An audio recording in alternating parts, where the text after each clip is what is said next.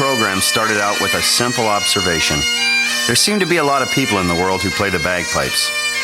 Hi, I'm Johnny Bagpipes Johnston. I've been playing the bagpipes for almost 30 years. Want to hear some music? And I've been kicked out of many bagpipe bands for doing what I like to do on the bagpipes, and that's rock and roll. Always messes with the crowd. See, bagpipers, we're unique people. Gibson like that before. Bagpipes are unique. Bagpipe music's unique. You're just not going to meet a normal bagpiper. Whales, and I see the most whales of anyone because I take my bagpipes with me and just draw them in that way. I stand on the rocks and go.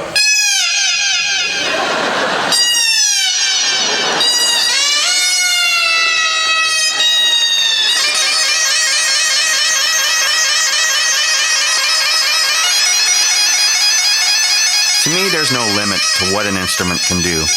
That thought led us to these people. You're turning into a good cowboy already. As we sought and met those who pipe among us. That one there is a light saddle. It is. You wouldn't rope on I almost like put it on backwards.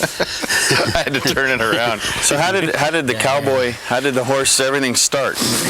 My brother, of course, is 3-4 years older than I am, and he inherited he got a rocking horse for Christmas. It was a big one, and it was just gorgeous. It started from a rocking horse. I started from a rocking horse. He still owns that rocking horse. He's way older than I am. My dad, after we were done with the horse, my dad wanted to send this horse to the sick children's hospital. My brother said, "That's my horse. It's not going nowhere." He still has it today. So you came over from Scotland and you wanted to be a cowboy ever since? I wanted to be a cowboy, yeah. And so I came to Montreal and got on the train, and then before you know where you were, I was out cowboying in Alberta. I moved to Kimberley, lived in Kimberley for a couple of years. I had a horse in Kimberley, and then I saddled that horse one day and rode him right to Kamloops. You from Kimberley to Kamloops? Yeah. And how long over the Big Bend Highway. When was this? That was 1955. How long did that take? It took me 3 weeks to go to Kamloops, and then another chap, I cowboyed on Douglas Lake. Another cowboy and myself rode to Vancouver. I started into rodeo, got excited about rodeo, and then I longshored for 20 years and rodeoed all the time that I longshored. What did you do in the rodeo? Did you rope? I roped and bulldogged, and I calf roped, team roped both ends, and bulldogged. And bulldogging is when you take a bull down by yourself. Yes. You jump off a nice horse. Yeah, going 50 miles an hour. And you jump on a cow with horns, or a bull. And a stupid cow. Okay, well, wait a minute, you're the one jumping off a horse. Yeah, who's a stupid person? The Scottish cowboy. The Scottish cowboy, how about that? And you play pipes. Now, how did you get involved in bagpipes? Oh, yeah. When I first started to play, it was probably about the start of the war, 1939. I was about 9-10 years old. Wow. When I first started to play the bagpipes, yeah. And if you don't mind me asking, how old are you now? I'll be 72 my next birthday. 71. Yeah. And still piping and still a cowboy. Yeah, still a cowboy. I won this coat about 4 months ago. For roping? Yeah, we had a cowboy challenge, and we had aggregate points, so we each got a jacket. That's nice. And a few bucks, eh? So do you ride every day?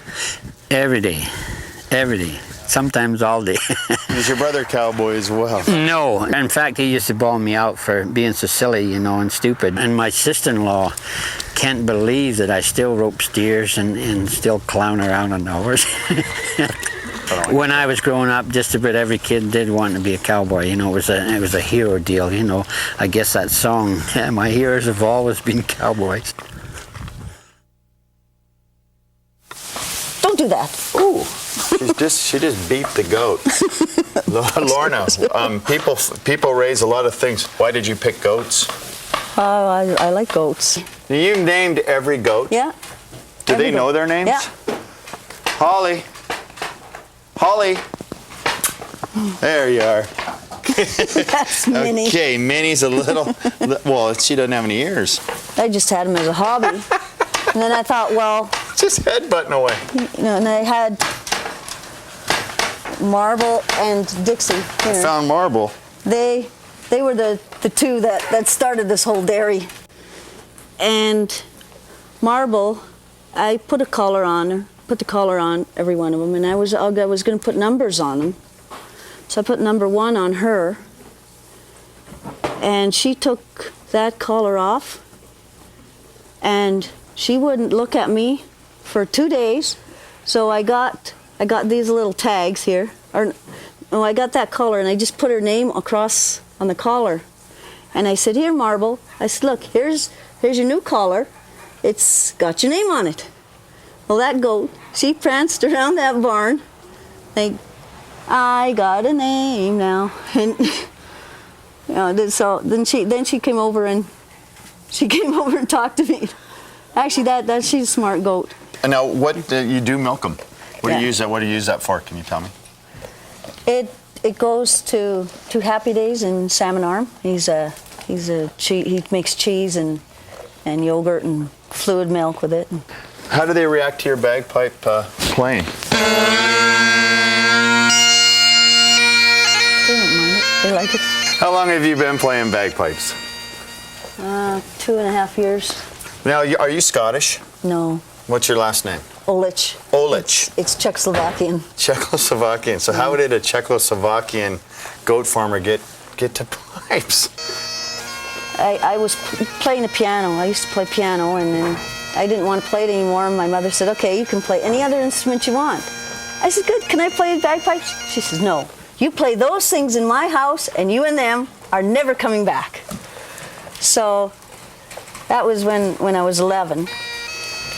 Nobody knew about it, that I wanted to play the bagpipes. And every time I heard the bagpipes, I thought, geez, I want to play that. I wish I could play that instrument. I never told anybody because I thought, well, they're going to react like my mother, you know. Do you feel better, like a weight has been lifted off? Oh, like yeah. you finally got to come out of the closet? Yeah. But my mother doesn't know that I play bagpipes because she isn't around anymore. Oh, she knows.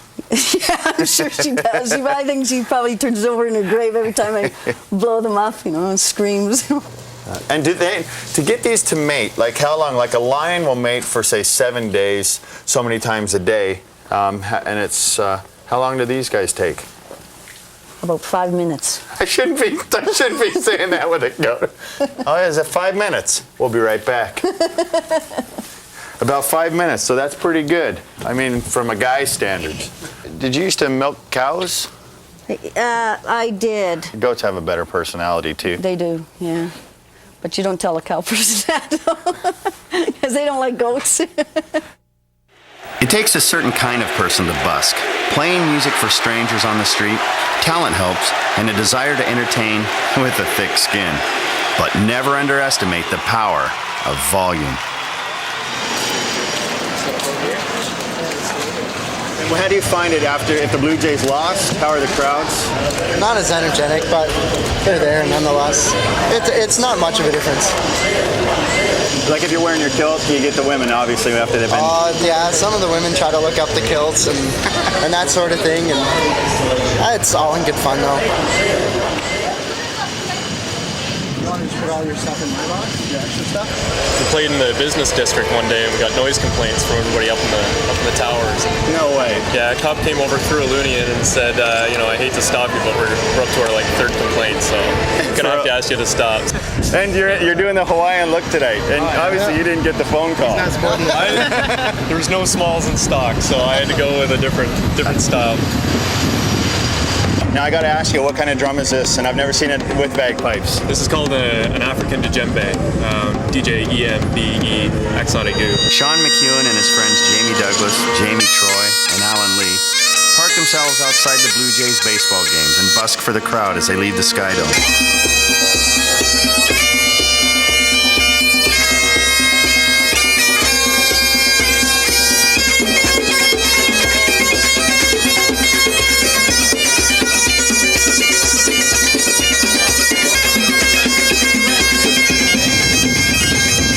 How much on an average can you make Jays win, like they're going to win tonight?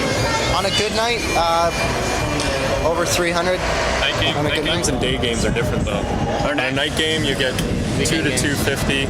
If it's a win, you might push over 250. On a weekend, come down here, play the CN Tower crowd, the Jays crowd. We made, 405 one day? Holy smokes, and that's all tax-free, right? Oh, yeah. so don't use your real names on this, okay?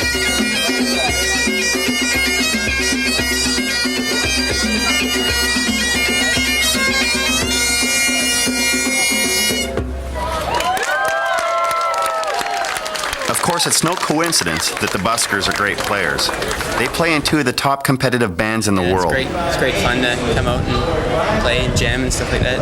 Now, you commute from Victoria to Toronto. Who do you play with here? What band? I play with the Toronto Police. Yeah. Great one pipe band.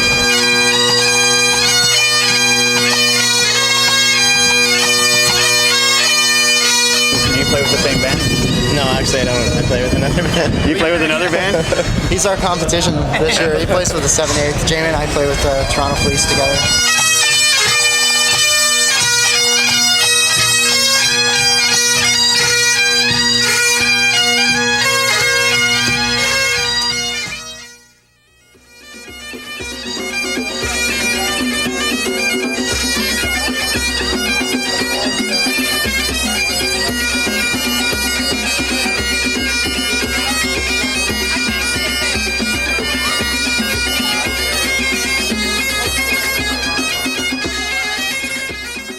I play with the Simon Fraser University Pipe Band here in Burnaby, British Columbia. I've been with them since 1980, so over 20 years now I've been playing with Simon Fraser. And things are going good for this little band, huh? Very well, very well. We've won 4 out of the last 7 World Championships, including this year's World Championships. I actually got into air traffic control through a friend of mine who also plays the bagpipes. He's in the Canadian Air Force. He was interested in applying for air traffic control and was going to go write the aptitude exams to get hired, and talked me into coming out with him to write the exams. And things worked out well for myself, and I got hired as air traffic controller. He didn't make it, but you did. Yes, yeah. So it's just coincidence that he was the one interested in the job and I'm the one who got hired. We deal with the sequencing of all the airplanes coming in from other areas in Canada, coming in towards Vancouver, Victoria, Abbotsford. We get them sequenced in so that they don't all arrive at the airport at the same time. Now, is that pretty stressful? At times it's stressful. I've heard somebody explain it once as 80% boredom and 20% chaos. And what got you started in bagpipes? I grew up listening to the bagpipes. My father played, so from the time I was a baby I would hear him playing at home, and from the time I was about 3 or 4 years old he would be taking me to band practices when he went, I think mainly to get me out of the house to give my mum a break from watching me. But so from 3 or 4 years old I'd follow the band around at band practices, and as soon as my fingers were large enough to reach all the holes on the chanter, I was allowed to start lessons. How old was that? I was 7 years old when I started playing.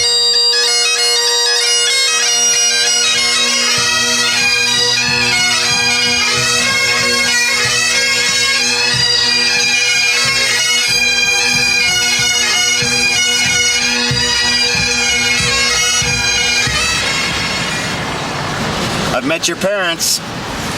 They're pipers. 1,500. 1,500 trucks a day. We try to get 1,500 out the door a day. I'm a construction electrician. I basically look after 118 AGVs. And what is an AGV? An automated guided vehicle. Now it carries the truck parts? Yeah. And what made you get started with bagpipes? Well, I was familiar with the music and I got to like it, but I was a typical Canadian kid. I played hockey and lacrosse, and with schoolwork going on, I didn't have time for the pipes. But in the back of my mind, I always knew I wanted to play. And I caught wind that we had a famous pipe major in the plant who had an interest in teaching, and he taught a lot of young kids. And he said he would take me under his wing and teach me here in the plant on my lunch. He taught you here at the GM plant? Right here at the plant. And George says for $5 a lesson, I couldn't turn it down, because I know guys that have learned the pipes that have played $25 for a half-hour lesson. And I was getting 20 minutes lesson for $5. And he taught me the whole 9 yards. It took about a year. On the chanter? On the chanter. And then I eventually worked my way up into the pipes. George got me into my first set of pipes, which was an old set that he had from his pipe band. Oh, and that's a special day, eh? And that was a very special day. I'm not a competition guy, so I just do it for myself. I got my wee West Highland Terrier that comes up, my wee dog, and she'll come up and lay right at my feet. Her name, by the way, is Piper. And she comes up and lays at my feet and listens. She loves it.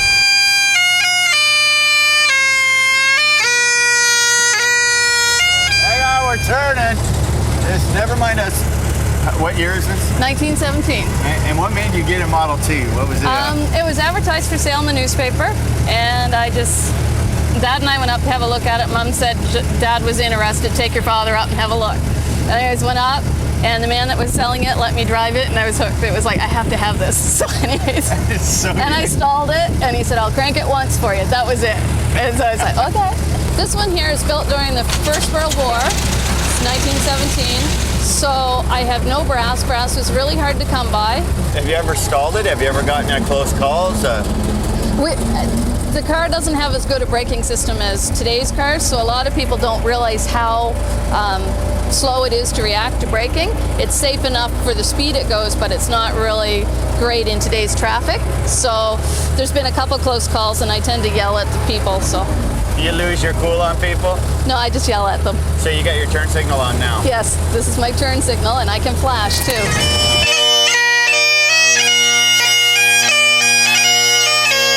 I saw a piece in the paper that said bagpiping lessons, 12 people taken, you have to call by a certain date. So I called on the last day, and I expected them to say, nope, sorry, we're full. And anyways, no, we'll put you in. So they put me in, and I can't say that I'm so musically inept that bagpipers don't want me. That was going to be my byline for the rest of my life. And anyways, now I can play, so hey. So now what do you do for fun with the bagpipes? I tend to play in the backyard a bit. In the backyard I play in. And if they're tenting and camping outside and I know where people are, I'll show up at midnight and scare them. So you're like the local celebrity in your car when you drive around. Everyone knows who you are. Most do. It's the red hair that gives it away. The red hair and the tan. Yeah, the tan. First time I stopped the Model T with the brakes, the headlight fell out. I was like, no way. Had to pick everything up. And this is normal, the shaking and the shimmering. It's kind of like stopping like the Flintstones. Yeah. My feet hurt. So this is Pugsley's Pharmacy right here. Right. That's where I work at. And that's my dad. Hey, Dad! Now, would you rather be in a parade in a pipe band or a Model T? Pipe band. Much more fun. And where are you at in the pipe band? At the back. The drummers are in the back. Oh, yeah, right. I tried behind the drummers once and they didn't like that. So, no, I'm usually right in front of the big bass drum. But you do have fun playing pipes. I have fun, yes. And I did learn the Flintstones theme song. Oh, we got a break. That's my foot. Sorry, I had my foot under there. You have your foot under it. That's why I wasn't going on. Mr. Speaker, and the Liberals can't even tolerate a day and a half of debate before they move closure on CPP reform, a major policy issue. Shame on the Liberals! Shame on the Liberals, Mr. Speaker! Bill Blaikie might be Prime Minister of Canada someday. He's been a member of Parliament representing Winnipeg for many years. Yeah, I played right in the House of Commons, which I think is probably something, well, at the moment, I don't know of anybody else that could say so. So the House is a neat place to play the pipes in. In fact, any place in the center block or any of those buildings, like playing in a castle, you know, with the stone and the big hallways and everything. And it's a great place to play the pipes. The acoustics must be incredible. Yeah, they are, yeah. Now, how long have you been playing the bagpipes? For 40 years. It started, my grandfather, Blaikie, Robert Blaikie, was a piper. And in 1961, he sent to me, the bigger Saskatchewan, he sent to me a chanter that had been his and which he had with him through the trenches in World War I. He was a piper with the 1st Canadian Mounted Rifles. And actually, as far as I know, a member of the only mounted pipe band that I'm aware of. Yeah, played on horses. Your schedule, does that allow you to play with the band now? Or? Doesn't allow me to play with the band now, so I'm pretty much, as I was for many years after I was elected, I play for myself. I play at family gatherings, pipe at weddings, at funerals, and that sort of thing. So it's very much a solo piper. Now, do you miss playing in a band? I do, because to me that's the... I mean, I love to play solo, and but there's something about playing in a pipe band. There's something about marching down the street, particularly in full dress, that can't be beat. Right here we got a lovely little creature known as a bumblebee. They take a lot of water to make a lot of honey, but there's little crocodiles in here just waiting to pounce on them. It's another meal. Oh, she's a beauty. One's in my hair. I'm not even gonna touch it. See right here?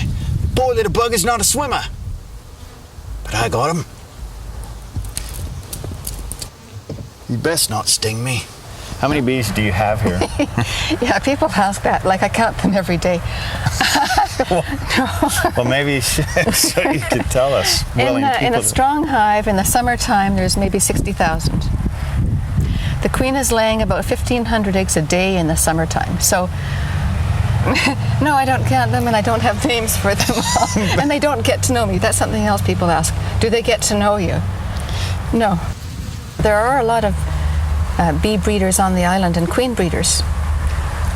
So what's a good queen go for these days? About $17. Really? Because when I was in San Francisco, never mind. It was my late husband who introduced me to beekeeping. When I came to this house, he had bees. He'd always had bees. His father had bees. As a matter of fact, he was a piper too, as was his father. Yeah. Wow.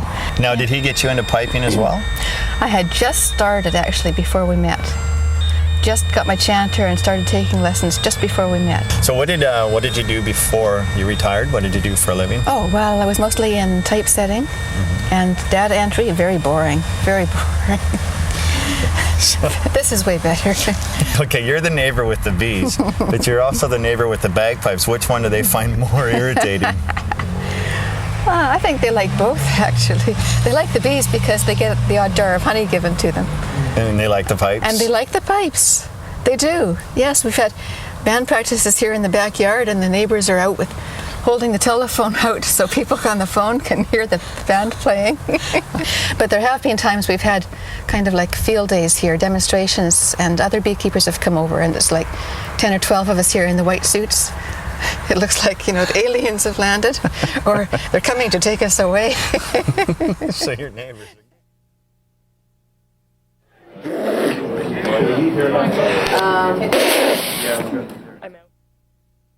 Well, I guess piping pretty much put me through university, just piping gigs, playing for cruise ships and weddings and things like that. But I'm trained as an architect, work in that profession.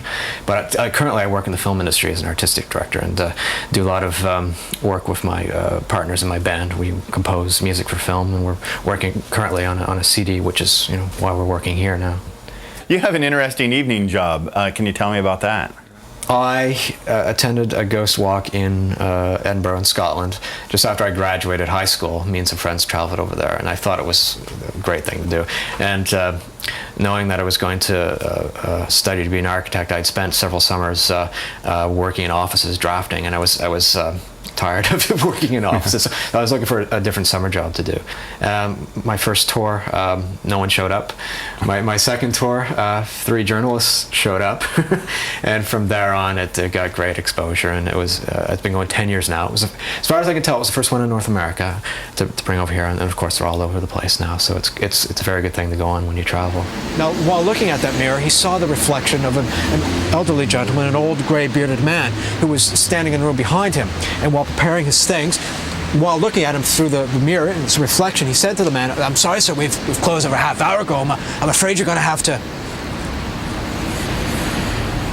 He was going to turn around to ask this gentleman to leave, But when he turned around in the room, there was no one there. He looked back into the mirror again, and there still was this man's image staring at him for several minutes. Yet no one in the room beyond. This had occurred. What's your season for the ghost walk? Spring to fall. We end at Halloween, of course, appropriately. Have you ever seen a ghost? I'm a bit of a skeptic myself, but I haven't seen anything. But so many people tell you these stories, then what can you say? Where's the strangest place you've ever played your pipes? In a dome is pretty strange, especially a really small dome. I mean, the noise it's diabolical. I mean, it's just the echoes or something. So you can make yourself sound really good. I would say when we piped through a C-5 carrier airplane, it was brought in at an air show from the military, and this thing carries, it will hold 11 Greyhound buses. That's how big this plane is. I didn't know they were bombing people with Greyhound buses now. Yeah, they just Canadian military. open the door and out they go. How did it sound when you were inside? Oh, it just echoes. It's just, yeah, you just hearing the drums are going and it's just echo. Yeah, it was really cool. Well, I'm not sure that it was the strangest location, but there was one occasion at a party which unexpectedly, when I got asked to play beside a swimming pool, that while I was playing the Liberton Pipe Band, two people got out of the swimming pool in the nude and started dancing to it. So, of course, I played it around again. While I was at the North American Championships, I was invited to play with the Ottawa Pipe Band, Sons of Scotland, at the Masked Bands. Masked Bands is an amazing thing. All the competing bands getting together to play a couple tunes for the crowd. 1,500 pipers, all playing the same tune at the same time. It's a rush. And a very big sound.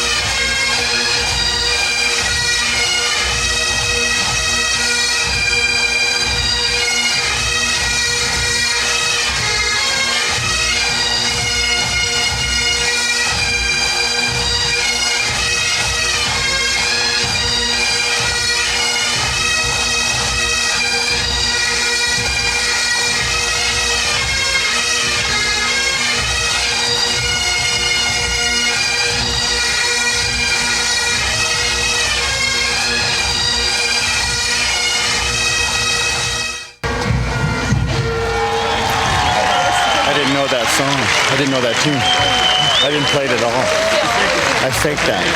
I just played. I hope I know this one. Forgive me, Father, for I've sinned. I faked a tune during mass bands. What tune did you fake, my son? I don't know. That's why I faked it. I don't know it. I didn't know it at all. I just... You don't even know the tune, and you pretended? Yeah, and there was like 1,500 pipers, and I didn't want to... But in 1,500 pipers, everyone counts, my son. I know, that's why I want to talk to you about it. That's quite serious. Quite serious. And the penance will be quite stiff. I know. I think that perhaps you should play Amazing Grace 437 times. And then perhaps, just to edify you, play The Desperate Battle. But I don't know that one either. Well, you will learn it. Yes, Father. Go in peace, my son.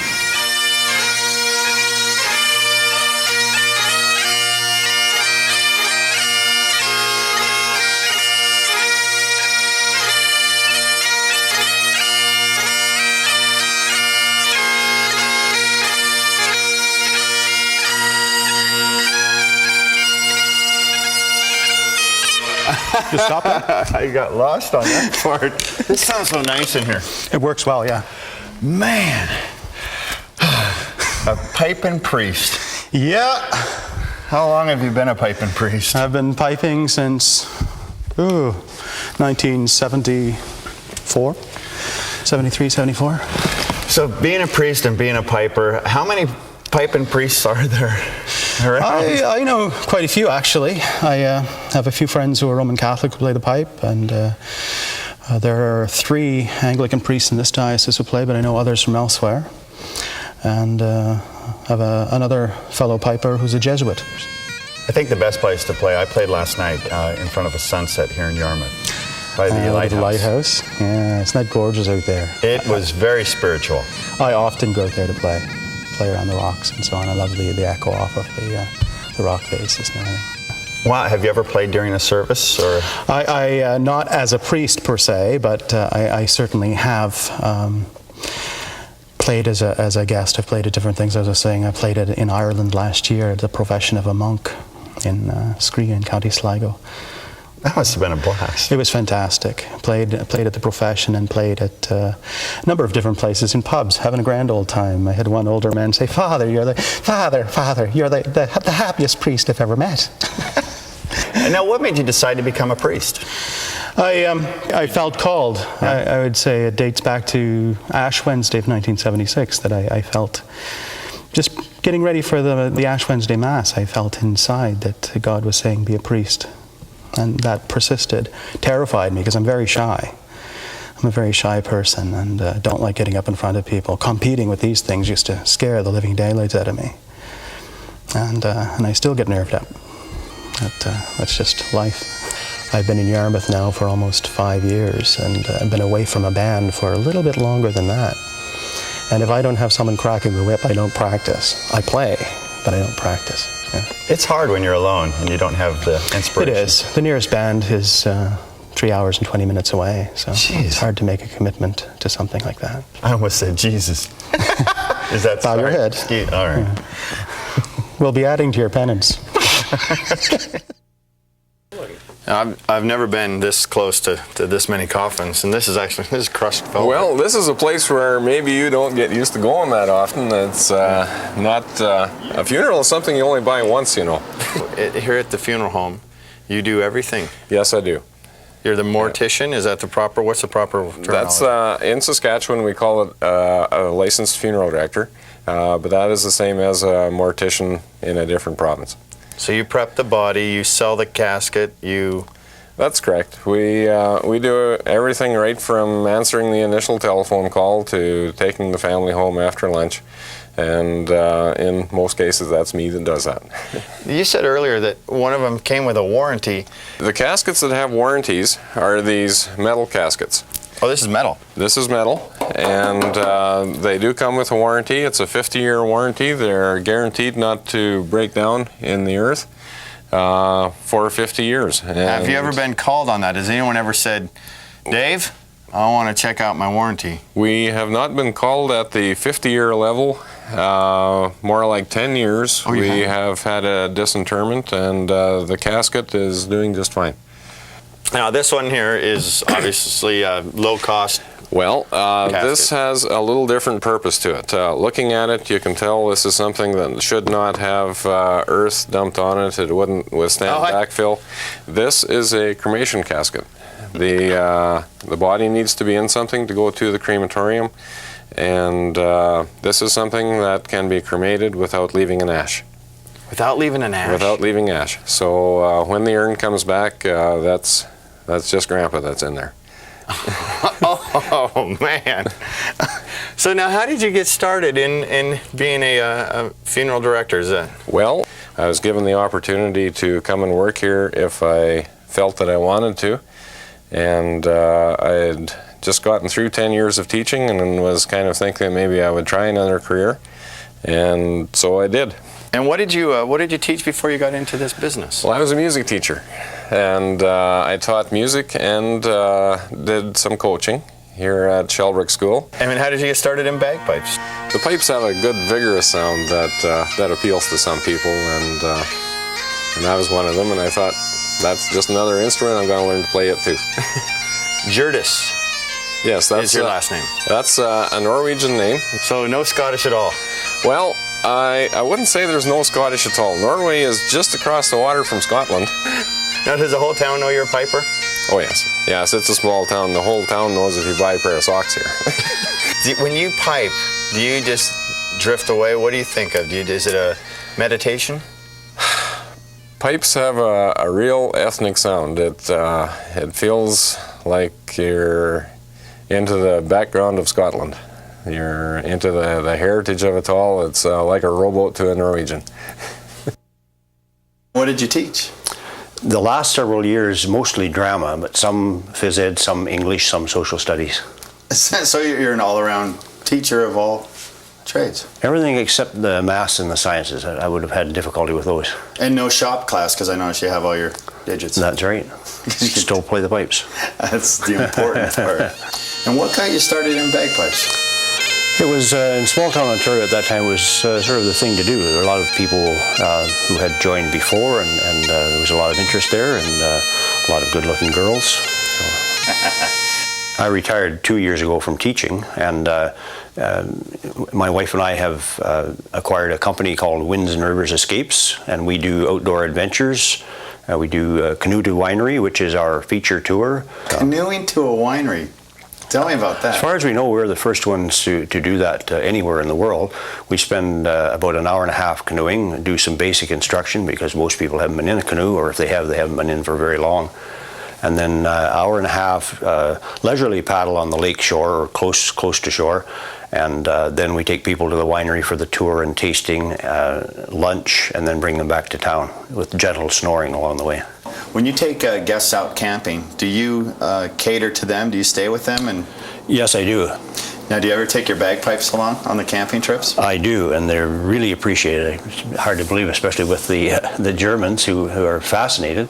So I'll go off in the woods somewhere and start to play, and then a few minutes later they all show up. I thought it would sound better at a distance, but they're all there standing right next to me watching this and then wanting to know how you play these things. Strangest place that I've ever played my pipes. Should have let me think about that. I have played my pipes on top of the Empire State Building. Wow. Just with friends joking around. And I have also arrived in the very busy Halifax airport, all kinds of people waiting for others to arrive. And I've just struck up and started playing and marched everyone right through. Saudi Arabia, okay, I was over there for a month, and on the way out I had my pipes obviously in my baggage, and the guards, they saw this stuff in the x-ray and they said, what are those things? And I said, well, they're bagpipes. And he said, what's that? And I said, what's a musical instrument? He said, can you play it? And I said, yeah, okay. So at 2 o'clock in the morning, which is when the flight was leaving, I had to put these things together and play them. And then after I finished, he said, well, that was not too bad. We have a band of bagpipers in our unit. In Saudi Arabia? Yeah, in Saudi Arabia. I did play the pipes at the King's funeral. I was in the Black Watch then. And wow. They jerked us out of Germany. We were in the trenches in Germany. We were on maneuvers. And we heard the King died. We were right back to barracks, washed the face, right back to London, and played at the King's funeral. Pipe bands are rated by grade. Grade 1 is the best, also sometimes called professional. Pipers are graded the exact same way. Grade 1 pipers, they're the best pipers. Gail Brown was the first woman ever to play in a Grade 1 pipe band. Not just a Grade 1 pipe band, but this was the best pipe band in the world at the time, the Shots and Dykehead Band. It's a Scottish legend, and Gail was the first woman ever to play with them. I slipped off the back deck of the house and on a piece of ice. My feet just gave way and I just fell right in the middle of my back. Like I went in the air and down and broke 2 ribs that are starting to bother me again. That was just over a year ago. But I just had my second mastectomy 3 days before that. So I thought I was going to rip all the staples out of my So I went like this and tried to go in a ball, and that's why I fell right into my back. So Gee, I tried to pipe a couple weeks later, and it was pretty painful. But maybe I was playing about 6 weeks later, I think. I'm pretty determined. I just love to play. I don't think there's really anything much that could stop me from playing. Even a lot of pain. If I don't play one day, I have kind of withdrawal. Like, oh, I need to. I teach all the time, though. Every day. How many students do you have? Probably around, it averages around 40, probably. So you've been playing for how long? 41 years. 41 years. And what got you started playing the pipes? My mother always wanted to learn, so I was the firstborn of 7 who I think she just decided was going to learn. Boy, girl, didn't matter. firstborn. Do you think that the female pipers have it a little tougher than male pipers? I think there's still a little bit of closed doors in some bands with bringing females in. But no, I think if you're a good player, you should be able to go in. I thought that when I was 16, so I haven't changed. And you went through like the biggest closed door of all. Like you were the first female to play in a grade 1 pipe band. Yeah, well, I was in Scotland, yeah. And can you tell me about that? Too. How that all came about? Well, I just found a pipe band that I met through a fellow I played with here, and just fell in love with their music and their style and their sound. The pipe sound and the drum corps was amazing. And because pipe bands have been my life, they are and probably always will be my life, I really wanted to go and play with them so badly. And I just started asking the pipe major when I was about 15, would you take a girl in the band? Would you take a girl? And every year I went back and he would say, oh, Han, you know, you're only 16, you're only 17. And then by the time I was 18, he knew I was pretty serious. And then they had a special meeting and talked about it a lot because there'd never been a girl. They didn't, you know, wasn't, he had to get all the guys' permission. Now this is a grade 1. This is the top band in the world. Mm-hmm. And the first female to get accepted. Mm-hmm. That's incredible. It was pretty exciting. Winning the Worlds was very exciting.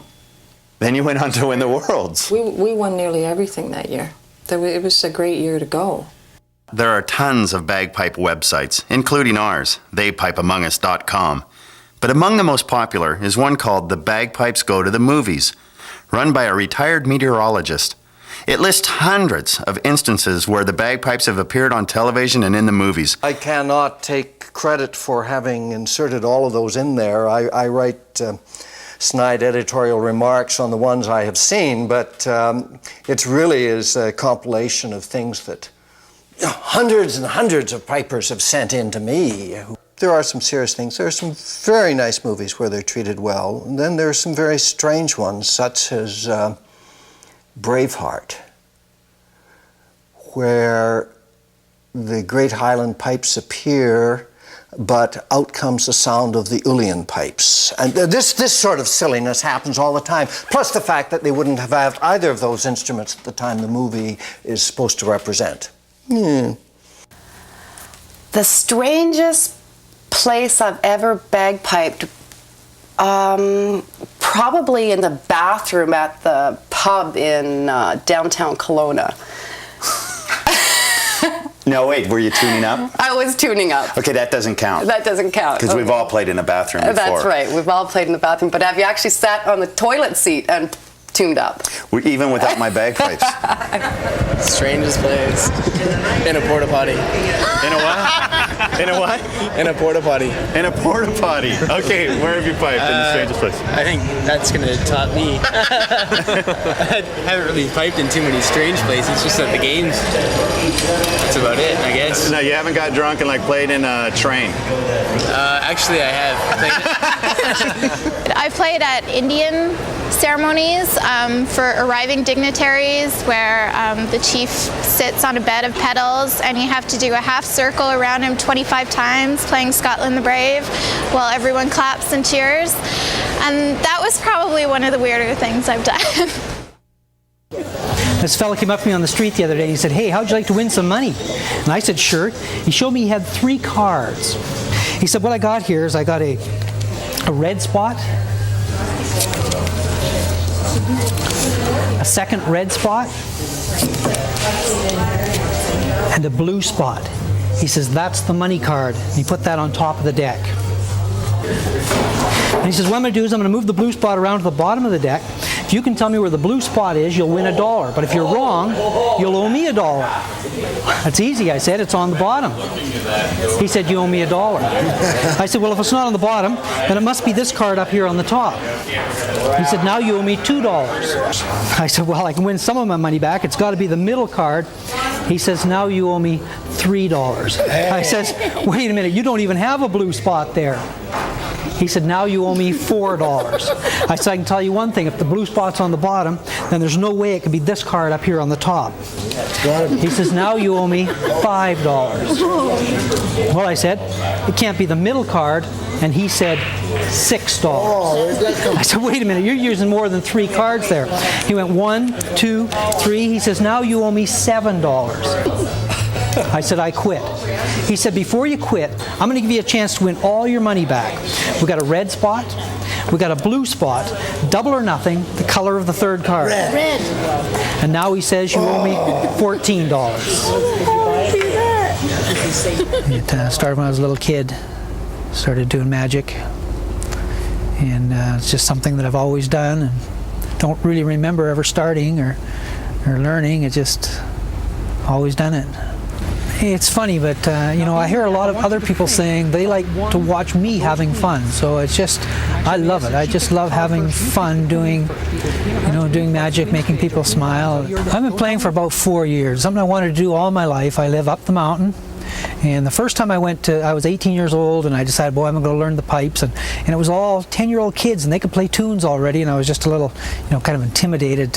So I never went back. And it wasn't until I turned 40 that I thought, well, I don't care if it's all kids. I just want to learn. I want to be able to stand out behind my house up on the mountain and play. And when I went, it was I was the youngest. It was all an older group that year that wanted to learn to play. And so the pipe major, I started going to his place for lessons, and here I am. You know, I'm playing the pipe, standing out behind my house, and playing on top of the mountain, and playing in the band. I've got a yellow lab, and he just loves the pipes. Doesn't matter where he is, the minute I start playing, he's right out there. I think to start with, they thought it was a bunch of sticks that I had, but he just loves it. He's just got to be right there with me, and it's a great way to take him for a walk. Gives me some practice, and we walk down the road and playing the pipes. And my wife says the further down the road I go, the better it sounds. Where is the strangest place you've ever played your bagpipes? Probably on a motorboat on the Rideau Canal in a rainstorm going full speed. And I was up top on deck playing Chariots of Fire for a guy that was jogging up the canal. Yeah.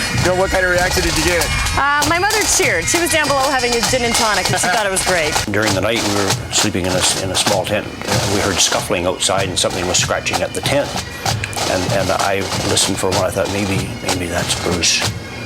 And then he said, "Reg, is that you?" And I said, "No." And so we shouted, and whatever it was went away. But 30 seconds later, it's back again, scratching at the tent. And we're thinking by this time, this has got to be huge. This has got to be a tiger, or escaped from the zoo, or at least a bear. So we shout again, it goes away, but it comes back immediately. For some unknown reason, I had my bagpipes in the tent with me, so I hauled them out and I played Bonnie Dundee. No more scratching at the tent.